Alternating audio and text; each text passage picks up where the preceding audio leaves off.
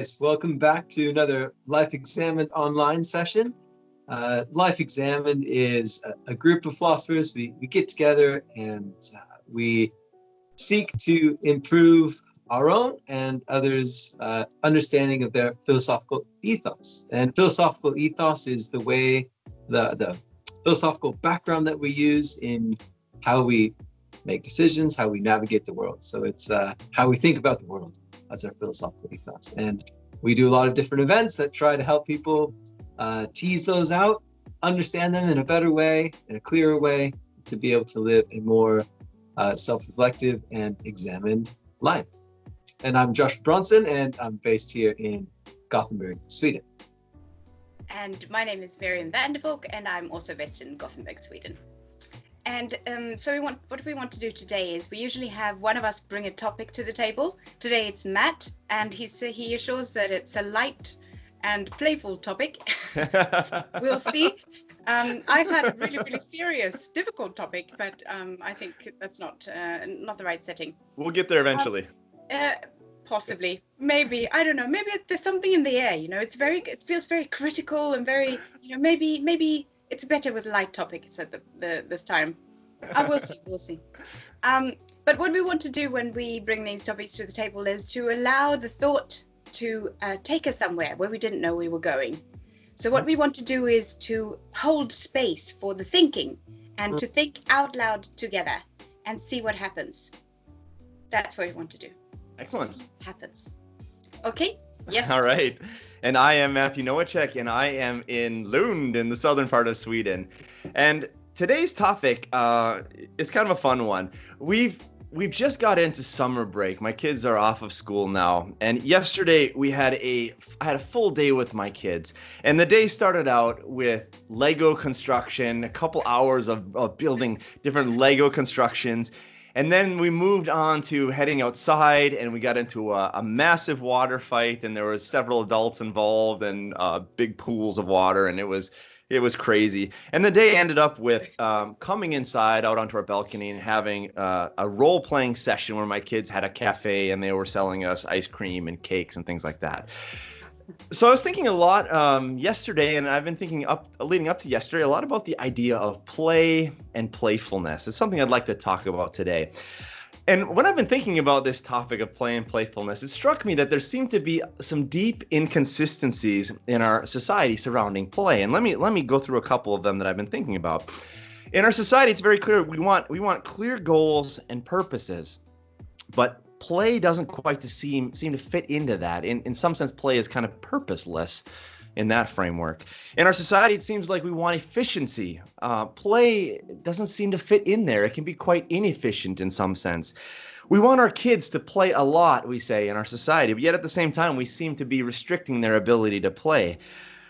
Play seems to become secondary to things like work or important activities, but yet at the same time, there's people talking about the importance of play, how it's central not only to kids, but to adults' well-being, health, and we could even say thriving.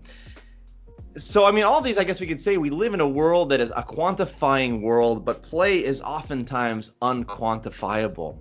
But yet, in the history of philosophy, since Plato, going through Jean-Paul Sartre, even feminist philosophers of recent years have been talking about the idea of play and playfulness. And so what I'd like to do today is to focus on that topic and try to raise really three kinds of questions. The first one is, what is play, or how do we characterize play? The definitional question, the characteristics question. The second one is it important, or why is it important? And then the third question has to do with more the existential aspect. If we can make this connection between play and playfulness, what is that? What is going on there between play and playfulness, and particularly playfulness as a sort of way of being within the world? How should we understand playfulness? How is it connected to play? What does that mean? How does that look? Very broad, lots of questions packed into that. But that's where I'd like to begin. I'll throw it back to you guys. That's great. Could you just clarify what you mean by being in the world? Yeah, I guess that's kind of a technical term that that existentialists and phenomenologists talk about. the way in which we exist in our daily life, oftentimes unreflective, but involves reflection as well. But I mean, if you could give another way of speaking about it, the way in which we live our lives in a concrete way. So it's broader than saying something like just the way you experience. Yeah, absolutely. Yeah. It's not reductionistic. It's I'm using it in a more holistic sense. When we talk about maybe we just talk about what it means to exist or existence, that has many different aspects involved in it. And it's interesting how play, I think, kind of weaves its way through these different ways of living and different ways of being within the world. Yeah, because I was just thinking, the first thing that popped into my mind was that, like, if you talk about just experience, like play is normally something which is fun, right? So right, that's fun. But there's a good condition, yeah. Yeah, but that might be too shallow, right? Because if you're thinking about being in the world in terms of a more holistic picture of our not just our experience, but the way in which we're interacting with the world in a context and so on, then that's broader than just your subjective experience of it, right? So you might experience something as being fun, but you might be causing damage, and that changes the character of how you are. But play. I love this topic. It's great. I mean, play. Yeah, it is. I think you're onto something there by pointing to our world as being so focused on the quantitative, on measuring. Yeah. And there seems to be something problematic about that in play. Although maybe I don't know, because I was just thinking, like, what about something like sports? Yeah. And this is a good question. Is sports the same thing as play? So if you look at like baseball, or you look at any kind of, football, American football, whatever, people love, I mean, it's all measured, right? We love to measure how people are doing and like how many goals they have and all these kind of things. So there's a lot of quantification that goes on in it. Yeah. And yet, I don't know. So maybe that's a good question. Well, that's a really good point, because I mean, when we talk about play, there's a relation between play and rules that I was thinking a lot about. And very oftentimes, I mean, I can criticize the Swedish language for being a rather sort of poor. There's not as many words in Swedish that you can draw upon as you can in English, for example. But I think the Swedish language gets this actually really, really well, because in Swedish you have a distinction between att spela and att leka, and built into these two different kinds, and both of them mean to play. But one of them has a certain relation to rules, and the other one is more separate off from rules. Miriam, do you want to jump in on that? I could do that. I was thinking also about language and the difference between work and play, because in Swedish you even say like work is something that is not very nice to do, and in Swedish you even say jobbig, which means worky, and that is when something is hard and you don't want to do it. Oh, it's too jobbigt. I don't want to, it's too jobbigt. And that is, so that shows the attitude to work. Yeah. But that can be in contrast to this Latin maxim, ora et labora, where you are like work and pray, which is the very honorable and one of my favorite authors, Tove Jansson, she has a book called To Work and to Love, and these are the two things. And when I think about my life, I'm like, to work and to love, these are like the two. Yeah. So, but and then so play would be the thing that's fun, that's not jobbig. Yeah. And then when you go back to what you said about the rules, a lot of games, that would be the thing, play and game. That would be in English as well, spela och leka, right? Yeah. You say you don't watch the football play, but the football game is what you watch. So that, yeah. So that also has rules.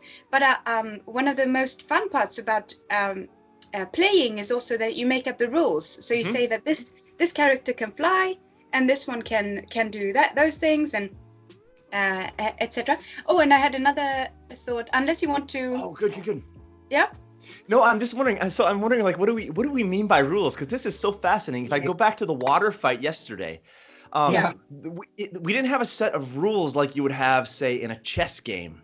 where certain moves are defined and you're restricted to certain kind of defined moves. We didn't have rules in that sense, but there was some sort of social understanding between the kids, what was acceptable and not. But it wasn't stated rules.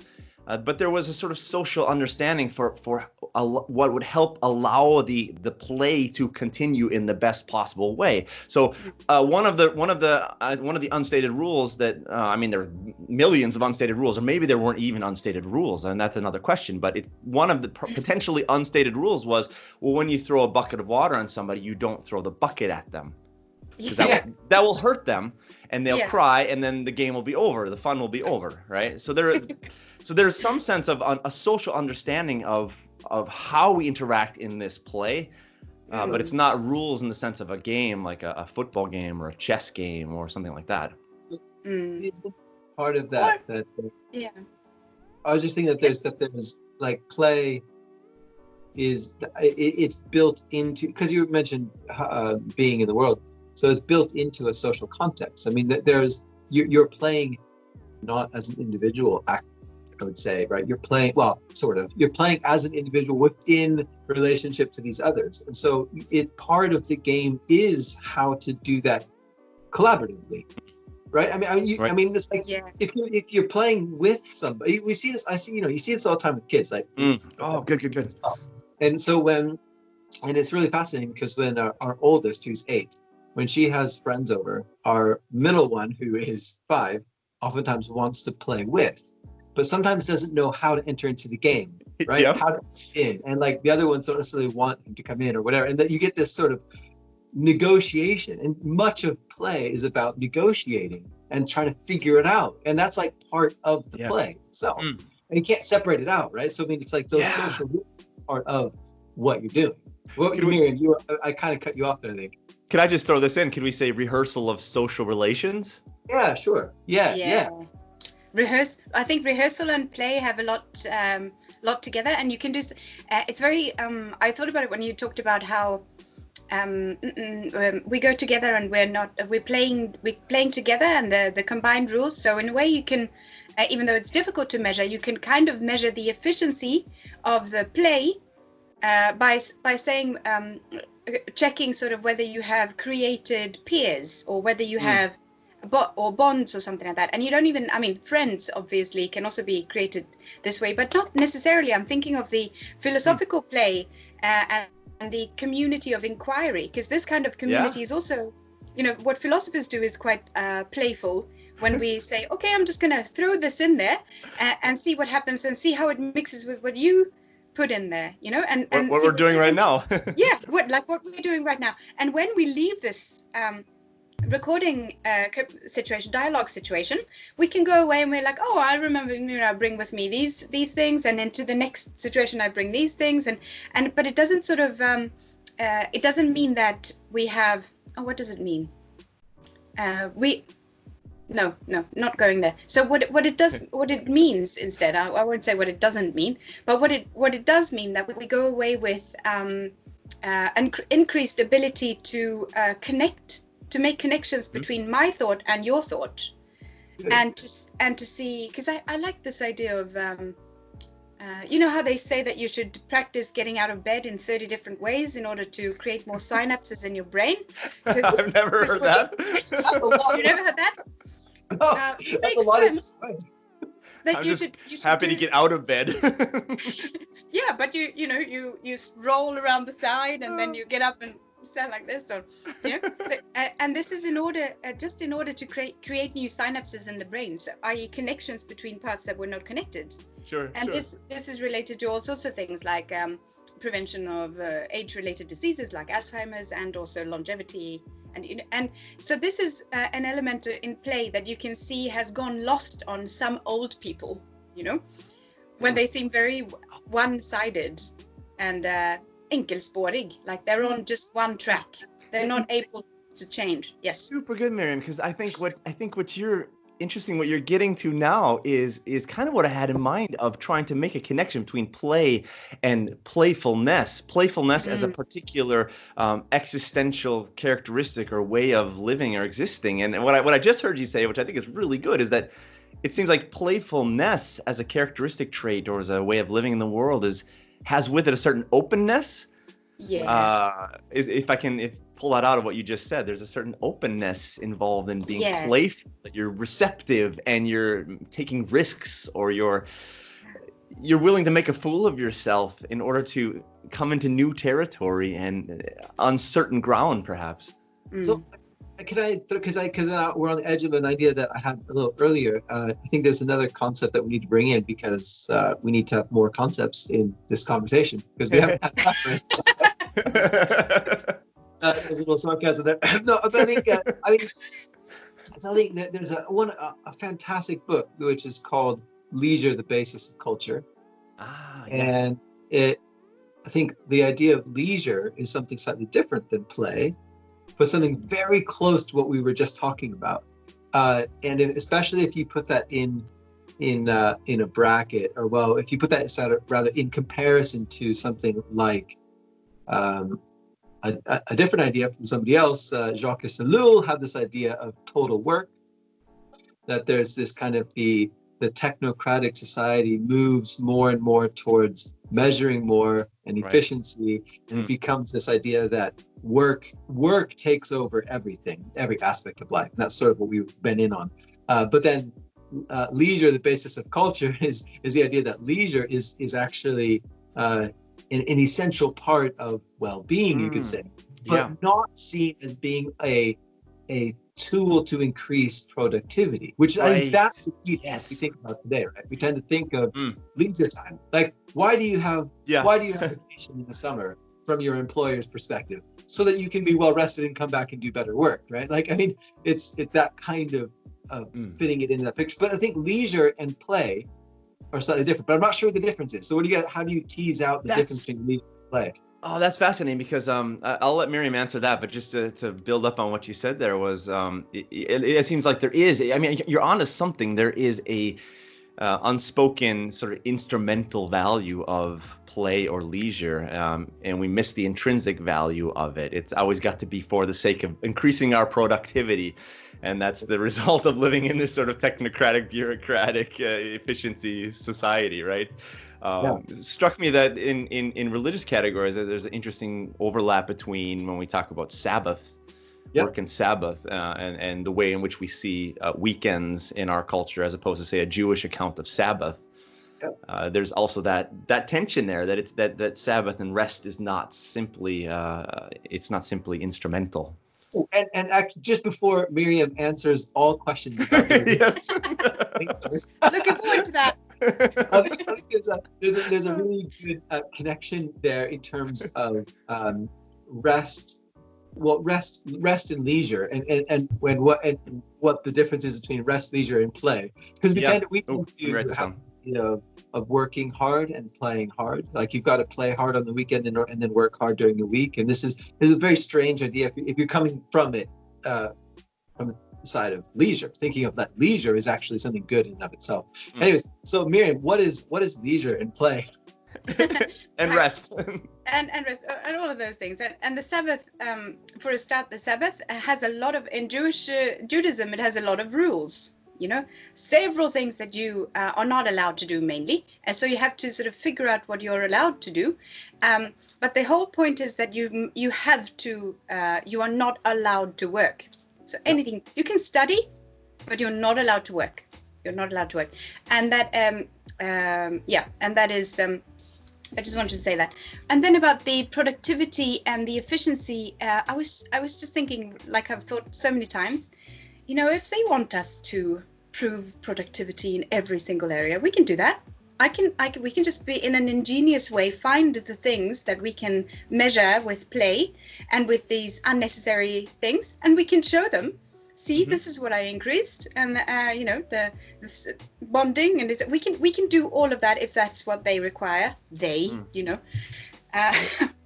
And then I was thinking about Slavoj Žižek, the Slovenian philosopher, who is a writer, a very prolific writer. He wrote like over 50 books or something. Right. So a writer is a job. It's work. But he says, no, I don't write books. No. I could never write a book. what I do is take notes and then edit them.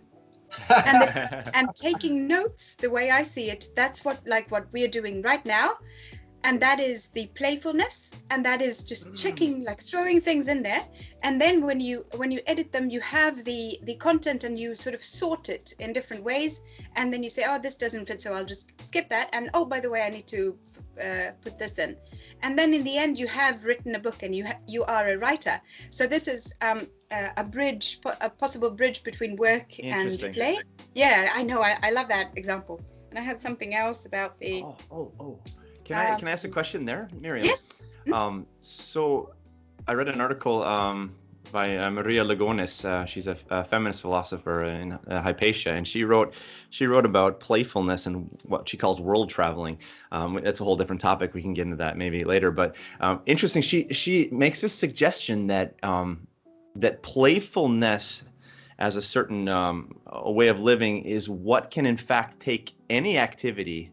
Maybe I'm stretching her argument a little too much, reading too much in, but it can take any activity and turn it into play.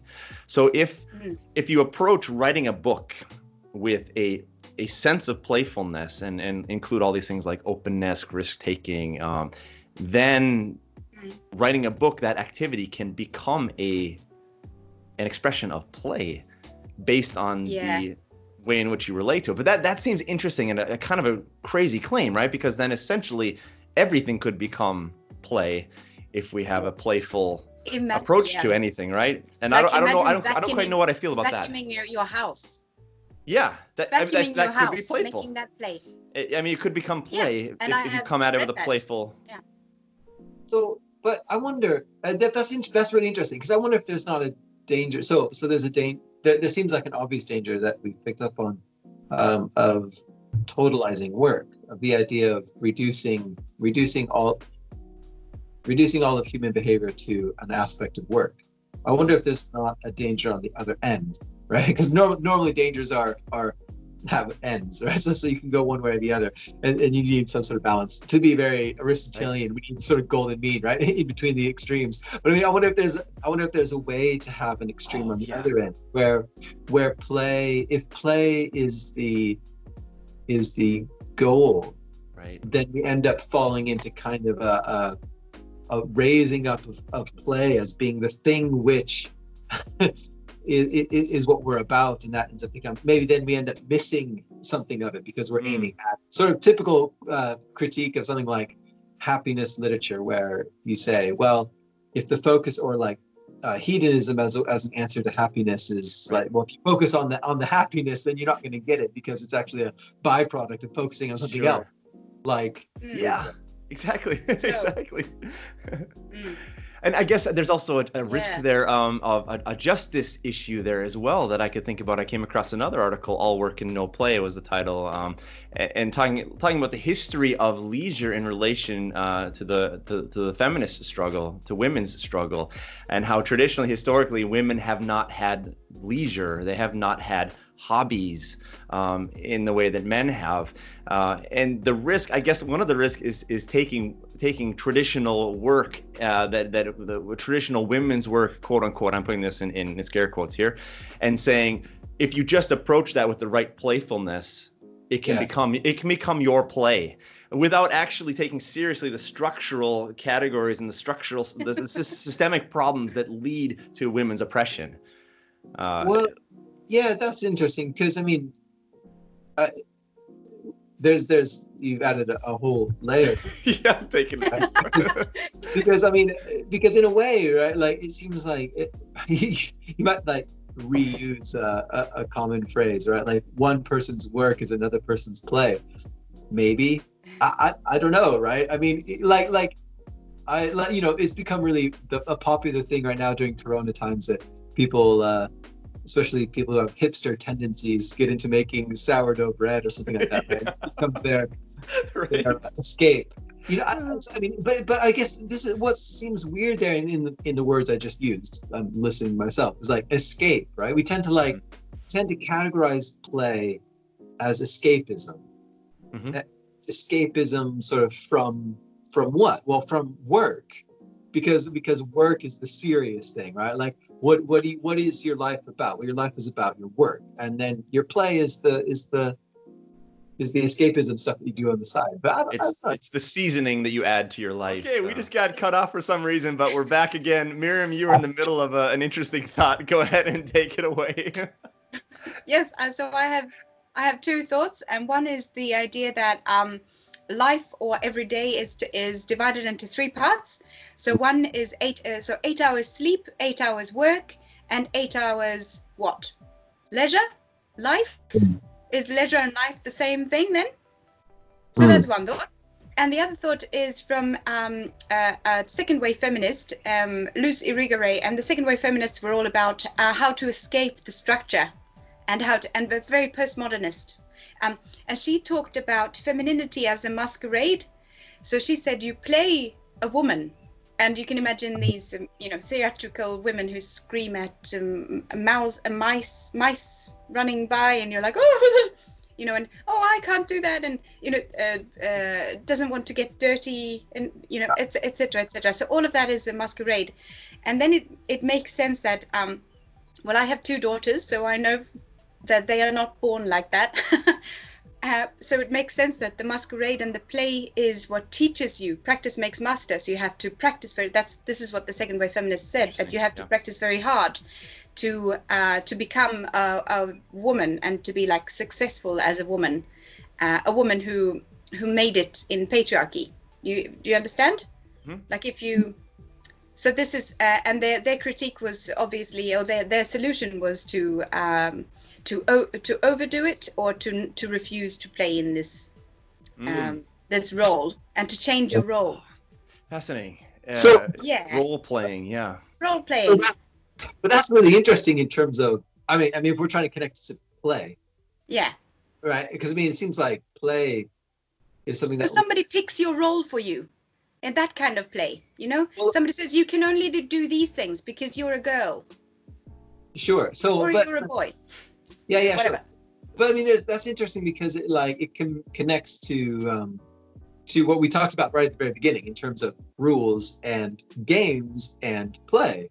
And in some way, right, there is something very natural about playing because we play roles all the time, and for good or bad. Sometimes they're both, right? Sometimes they're mixed. But whatever it is, we are very used to playing roles. And that's a little bit like what I pointed to in terms of my kids trying to negotiate how to play a game. Right. Like, and what one interesting thing about it is that you can't step out of, maybe it's slightly a criticism of that kind of feminism, right? Is that you can't step out of roles because you either exchange one for another one, right? But there's always this negotiation of roles. Yeah. Roles that we don't like, that we want to switch, but if you step out of them, you end up just stepping into another one. So it's like there's this kind of we're always taking on roles of one sort or another. But that's really interesting. But that I feel like we've shifted grounds again, because play is this really interesting word that has all these different contexts, like to play a game or to be playful as a characteristic that you might have, or playfulness, or a playful approach to something, or playing a role, like in the second wave feminist critique, or something. There's all these different ways of using play, which I still feel like are different than leisure. So yeah. But it's interesting to play a role, and to role play are not necessarily the same thing. And I think your point about fun or pleasure comes in there. To play a role can at times be very oppressive. And I want to say that's very different than, say, role playing as a way of exploring identity or possibilities of life. Role-playing games, or trying out, when you're a teenager, trying out, I want to try to be a little alternative and dye my hair or something like that, right? You're exploring. That's a different sense than playing a role as being oppressed. But when you're talking about this, I thought this was fascinating that you're right. We can never get outside of the social, linguistic, cultural framework. And I was thinking about this when we were talking about play as a social phenomenon in the beginning. I thought about, what about the people who will go off in the woods by themselves and will make up a story for themselves, for example, as a type of play? And I thought, well, they're alone, but they're still within a certain linguistic, cultural framework. I mean, the sense in which they're having thoughts and they're telling themselves a story is already on a linguistic background. So they are already doing a social phenomenon, even when they are quote unquote by themselves. So it's impossible to get away from the social, cultural, linguistic aspect of play. It's always got to be there. I think you're absolutely right. But then there's a question about whether or not what takes priority, right? Mm-hmm. Like how, like which is. I mean, you're right. We can't ever escape certain aspects of social, the social context we're in, because we use language and so on, which is partly a social construction. But we're also still like, there's also still this individual that's there as well. So there's this kind of one way of thinking about it. So maybe one, if I'm remembering the definition correctly, one way of defining leisure would be to say it's a existential openness to a world that is different than I might conceive of it, and a willingness to allow that world to influence me. So that's really interesting. Is leisure? Oh, sorry. Is leisure a parasitic concept? And what I mean by that is, does leisure only make sense in contrast to work? So leisure from? No, I don't think so. I think sometimes it is defined that way, and that's part of Joseph Piper is the name of the author who wrote the book, The Leisure, the Basis of Culture. And I think his whole point is to try to say that we lose an aspect of what leisure is if we define it parasitically in terms of work. And that's why he thinks that leisure is the thing that is the foundation for culture, not work.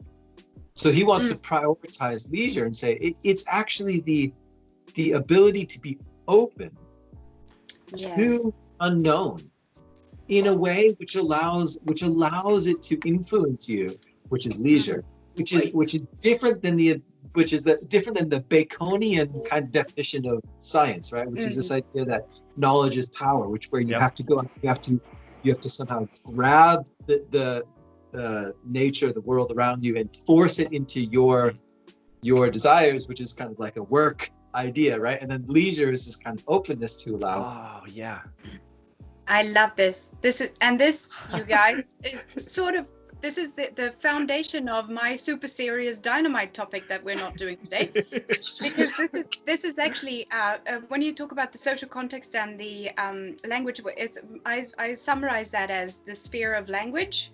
And I think that because what struck me was that in this sphere of language there is which is directly connected to the structure and things like patriarchy and the need for feminism and the need for anti-racism and things like that. When you are talking about the sphere of language, and what I wanted to get at was the same thing.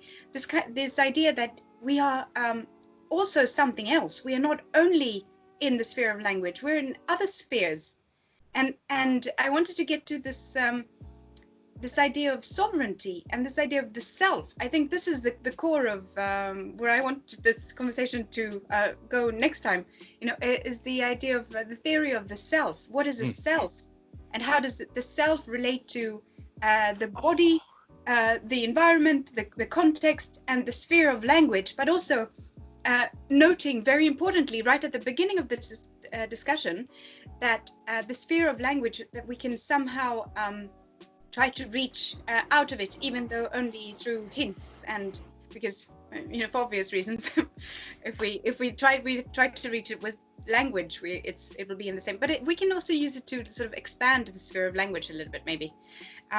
Yes, and that's the wonderful idea that I'm hearing from you now too. Well, sorry, go. Yeah, I had another idea about the role play and the playing a role. So you can also think that when I was at school and the first times I was supposed to hold a speech in front of the class and stuff.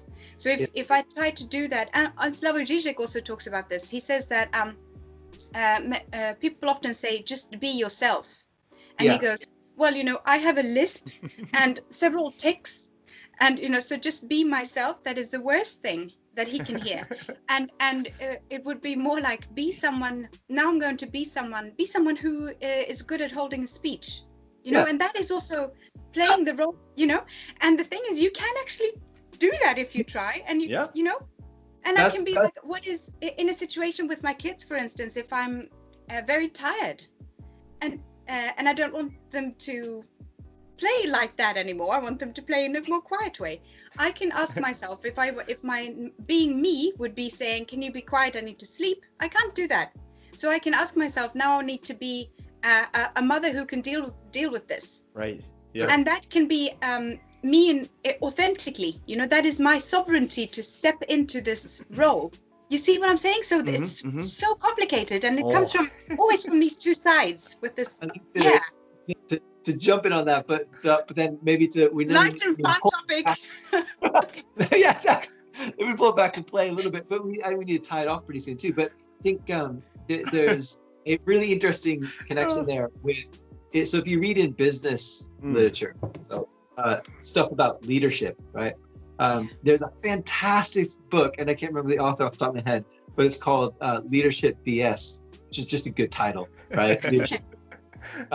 But it's written by a Stanford professor who is very critical of some of leadership literature. And one of the things he points out that reminded me of it was he's very critical of this thing that's become really popular in leadership literature called authenticity, right? You just have to be authentic.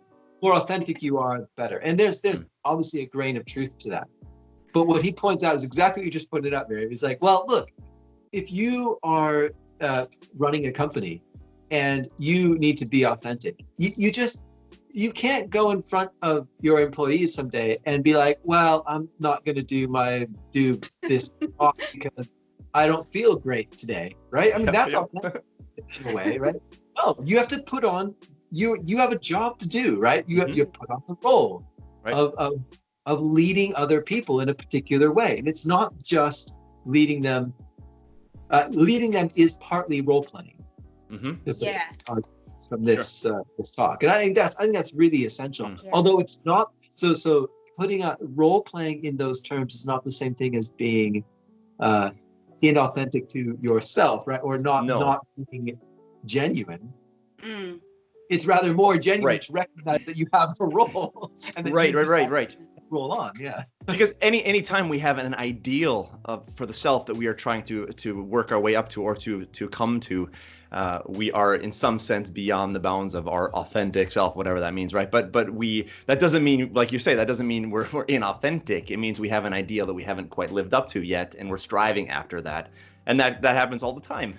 Happens all the time, and that seems like a great thing, and that can be part of play. To bring it back to play, right? I mean, like sometimes you get into playing because it's like, oh, I'm gonna, you take on this role, and I'm gonna play at this, and it's gonna be great. and it's the same. I mean, this also connects to the sphere of language again, because I mean, authentic use of language means knowing the relation between the word and the signifier and the signified. Knowing the relation between the word chair and this chair in front of me here, because there's a Swedish comedian from the ages ago, and he said, you might call it a return ticket to Emmaboda, but I call it a black velvet dress with long sleeves. And if we work like that, we will have huge difficulties in every single way. So when we talk, if we want to say, but for me, this is what I want to call it. That's authentic for me to call it the black velvet dress, and this little card that will get me on the train and back. But I mean, so connecting to like role play and authenticity and taking the role. I'm still. This is how we do. This is how language works. This is the context where we do stuff. Yeah. I wonder we can start giving some final thoughts here and wrapping this up. And I can go ahead and start with my last word here, because you guys are making me think about tons of stuff here. So I'm going to try and just summarize this really quickly. But I began this discussion by giving this distinction between how our society wants to see things in a very quantifiable way and the sort of unquantifiable nature of play. So one thing that I think I want to leave us with is, well, let's see. I'll simplify here. Is this thought that it seems like the emphasis in our society is so much about we need to produce something. But Josh, when you were talking about play as a phenomenon, it seems when you brought up the paradox of happiness, the more we try to be happy, the harder it is to be happy, or the more we fail to actually be happy. It seems like play is almost a phenomenon that comes upon us. And Jean-Luc Marion talks about saturated phenomenon, something that comes from the outside and sort of comes upon us. And that got me thinking about there really is a paradox of play. And embedded within that, I think, is also a paradox of the self. And here's the sense I'm thinking about this is in order to become more and more of a self through play, by immersing ourselves in play, we essentially distinguish ourselves from selfhood. We transcend ourselves. We become so embedded in the activity of play. We sort of cease to become a self in the sense, the traditional sense of thinking about selfhood, because we are the activity. We are playing. So through that activity, we become a self by transcending selfhood. It's a strange paradox there. And that doesn't seem to fit into the categories that I began with about quantifying, about we need to be productive and efficient and create things, because play seems to happen in the space between. And it's a phenomenon that we kind of suffer from in the good sense of suffering. It's a passion. It's something we passively suffer from and then engage with in an active sense. I don't know. I'll leave it there. That's great. Leave it to the Kierkegaardian scholar to bring everything back to a paradox. Absolutely. We can't get away from it. They're everywhere. Paradox. Paradox. That's great. Paradoxes. That's really good. I guess I think the key thing that struck me from our conversation, which was really fun, which was very playful, was this notion of leisure and play. And I'm still unclear about what the distinction is there. And I feel like maybe partly what you were pointing out with that paradox between self and transcending selfhood, which I can't say I understand yet, but I think that maybe in there is this notion of leisure, of being open to something changing us from the outside. And it's this kind of maybe that's that openness to that thing that takes over us in a sense, right? That allows us to be transformed. Although I'm not sure. I mean, I think there's something there about that relationship between play and leisure, and I'm not sure what it is. You're a Kantian, Josh. Can we, or you've studied Kant a lot? Can we say to use Kantian terms that leisure is the conditions for the possibility of the activity of play to happen? Maybe, although I don't know because I'm not sure. Yeah, that would be a Kantian way of trying to do it. I'm not sure yet about what the conditions are of what play is. I'm not sure what play is, right? So I'm wondering if you could play in a way that would not leave you open to leisure, and that's kind of maybe what we pointed out before, like making play extreme and making it the aim might be something which delimits the possibility of leisure. And that might be what makes play problematic, that it doesn't leave you open to leisure. But I'm not sure. Mm-hmm. Uh-huh. Miriam, any last thoughts there, Miriam? Yeah. That's really interesting. Play is problematic because it doesn't leave room for leisure. That's very funny. I need to think about that more. And what I love was the self, of course, and the paradoxes. I love paradoxes. And then when Josh said something about transformation, I was thinking, oh, this is something we didn't bring up. Magic. We didn't bring up the way play can conjure things, and the super creative force of what do I want to say? Like the play as a place for like the burning phoenix. That can rise from the ashes afterwards, or something like that. This is So that my last thoughts will be another rock, just in another place. So you can go with that. I thought you were going to say my last thought is a burning phoenix. which will come out of the ashes in our next session. I mean, that's a great place to leave off. I mean, these sessions are always great because we always end them prematurely in the sense of there's so much more to say, there's so much to dig down and to discuss, and we'll leave that to you guys, the viewers, to continue this discussion, and we'll continue these discussions in the future as well. This is a lot of fun today, guys. I would say this was a great example of play and playfulness, and I'm super thankful to be able to do it with you guys. And thank you, all you viewers, for coming and watching this session, and we hope to see you again in the future. Absolutely. See you soon. Bye, everyone.